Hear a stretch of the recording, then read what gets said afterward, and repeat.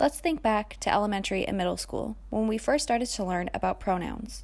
Can we remember what they are?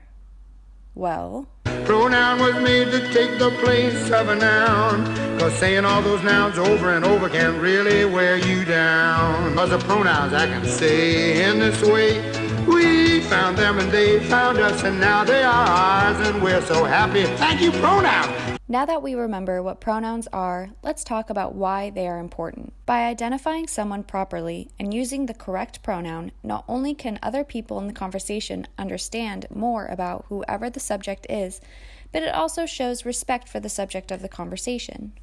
In the heterosexual cis community, pronouns are just another part of life that comes easily and is usually invisible. In the LGBTQ+ community, pronouns are held to a higher regard and hold weight.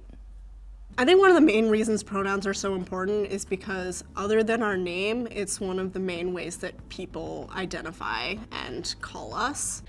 It's frustrating when someone doesn't pronounce your name correctly. You say your name right now. Denise. Say it right. Denise. Correctly. Denise. Right. Denise. Right. Denise. That's better. Thank you. Now. Or when someone doesn't remember your name and it feels intentional. When people get too chummy with me, I like to call them by the wrong name to let them know I don't really care about them. For the transgender community, pronouns are especially important. Many transgender people are dehumanized and seen as a thing or an it. By addressing a transgender person with their desired pronoun, that is a way of showing mutual respect and also ensuring that the person you are addressing feels heard and justified during their transition. Being trans is awkward.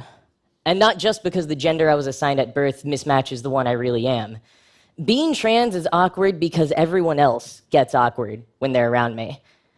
When someone is dehumanized, they become easy targets for many people who lack understanding and are so tied into their gender role in society. Violence is extremely common in the LGBTQ+ community, especially for transgender women of color. According to the 2017 National Coalition of Anti-Violence Programs, there was 52 recorded reports of hate violence related to homicides, and 40%, or 22 of those homicides reported were transgender women of color.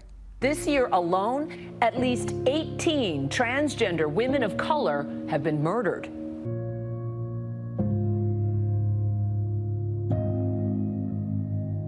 Hate violence is an extreme. However, it is the reality that many people face. Many who are part of the LGBTQ+ community may be fearful and have anxiety when coming out and correcting others on their pronouns. There is always a fear in the back of their minds that someone may not be okay with the fact that they identify as a him instead of a her. Using the proper pronoun is about respect. It is about listening to someone when they speak and truly understanding what they are saying. Similarly, it is important to speak up when someone is not being respected by others and to point out that you stand with them. Everyone deserves to be treated with respect and dignity.